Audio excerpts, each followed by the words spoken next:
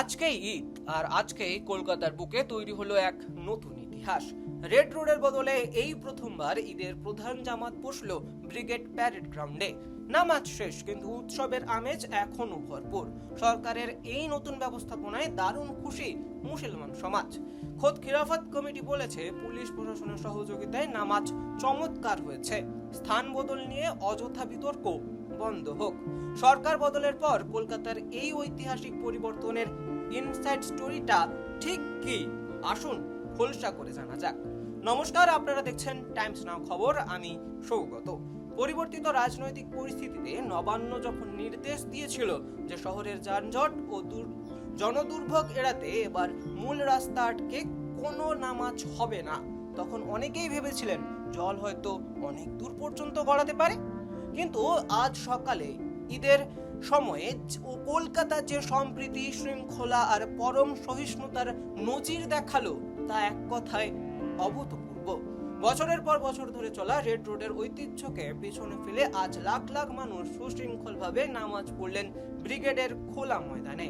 আর এই ঐতিহাসিক সিদ্ধান্তকে মুসলিম সমাজ যেভাবে মন থেকে স্বাগত জানিয়েছেন, তা বিরোধীদের অনেক রাজনৈতিক সমীকরণই ওলট পালট করে দিয়েছে।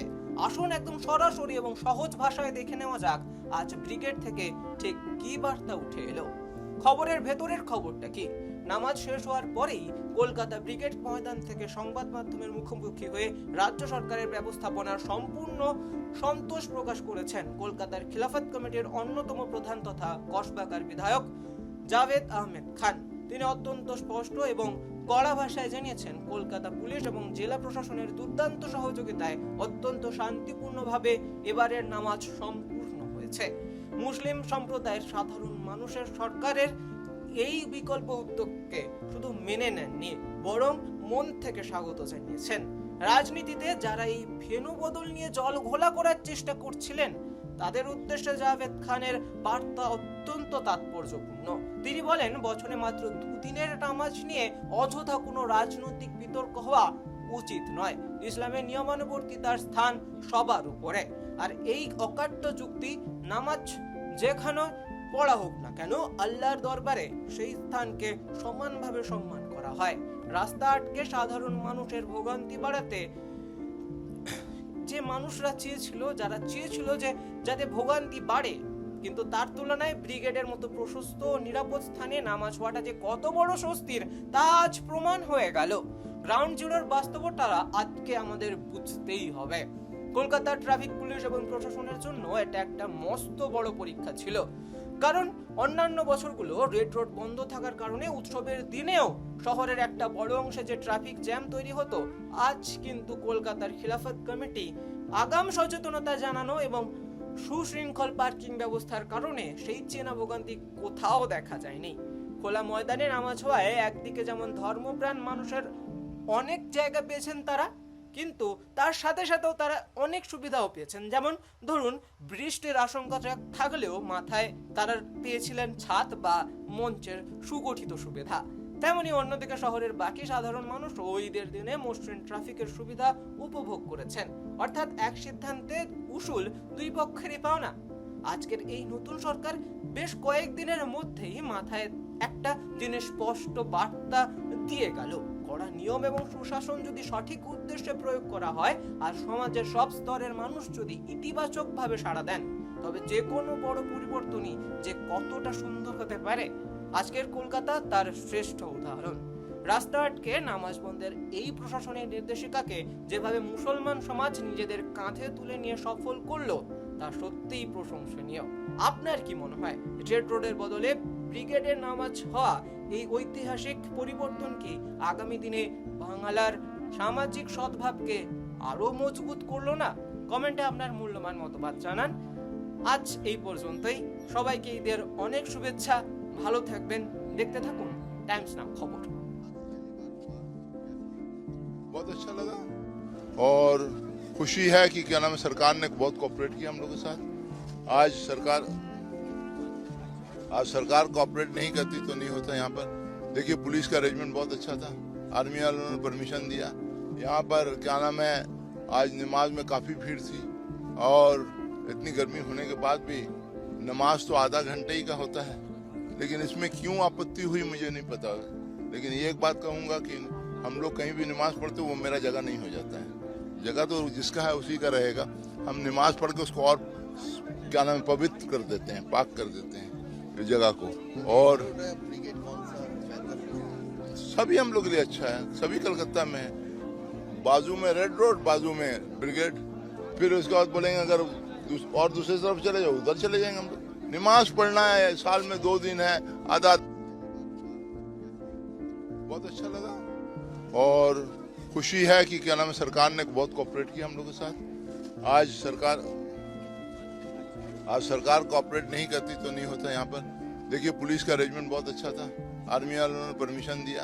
यहाँ पर क्या नाम है आज नमाज में काफ़ी भीड़ थी और इतनी गर्मी होने के बाद भी नमाज तो आधा घंटे ही का होता है। लेकिन इसमें क्यों आपत्ति हुई मुझे नहीं पता। लेकिन ये एक बात कहूँगा कि हम लोग कहीं भी नमाज पढ़ते वो मेरा जगह नहीं हो जाता है। जगह तो जिसका है उसी का रहेगा। हम नमाज पढ़ के उसको और क्या नाम है पवित्र कर देते हैं, पाक कर देते हैं इस जगह को। और सभी हम लोग के लिए अच्छा है। सभी कलकत्ता में है, बाजू में रेड रोड, बाजू में ब्रिगेड, फिर उसके बाद बोलेंगे अगर और दूसरी तरफ चले जाओ उधर चले जाएंगे हम लोग। नमाज पढ़ना है, साल में 2 दिन है, आधा घंटा का 1 घंटे का मसला है। उसके लिए मुसलमानों को क्या परेशान है। कुर्बानी को लेकर कहेंगे कि बड़े जानवर को, गाँव गोरू को, जो क्या नाम है उनको पूजनीय जानवर है, उसको नेशनल एनिमल के हिसाब से गवर्नमेंट घोषणा कर दे तो सब झमेला का समाप्त हो जाएगा। दादा दूसरा बात यह है कि देखा जा रहा है कि मुख्यमंत्री जी या सरकार में या बीजेपी के नेता आपका बेटा का नाम सामने आ रहा है कि जो संपत्ति इलीगल कंस्ट्रक्शन, इलीगल प्रॉपर्टीज के विषय में क्या कहेंगे? जब प्रमाण हो जाएगा तब आप हमको बोलिएगा। जो भी प्रॉपर्टी है सब वैध है, कोई अवैध नहीं है। 1 नंबर। दूसरा नंबर बात है कि पुश्तैनी संपत्ति है, कोई हम लोगों ने चोरी करके डकैती करके हत्याया नहीं है। तीसरा नंबर बात है कोर्ट में जब प्रमाण हो जाएगा फिर आप ही लोग आकर कहेंगे कि जावेद खान का तो जो संपत्ति पर आरोप लगाया गया था सब संपत्ति ठीक निकला। तो उस वक्त जो मुझे मेंटल हेरेसमेंट जो हुआ है, जो बदनामी हुई है, उसके लिए सरकार क्या करेगी? मुआवजा देगी या माफी मांगेगी?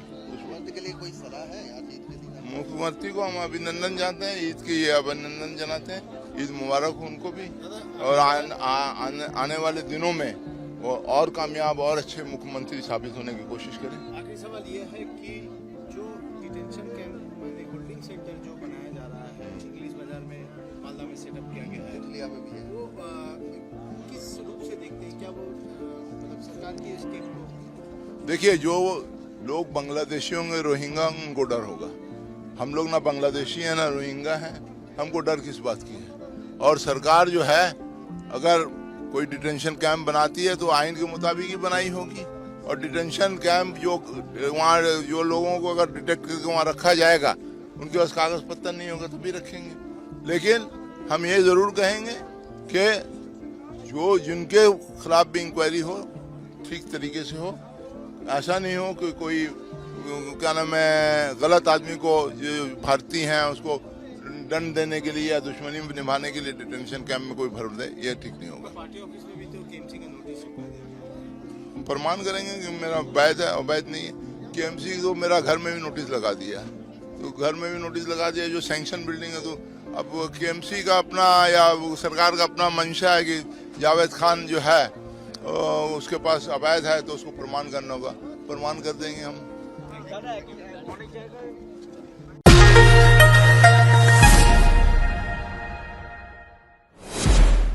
সব খবর সবার আগে, টাইমস নাও খবর।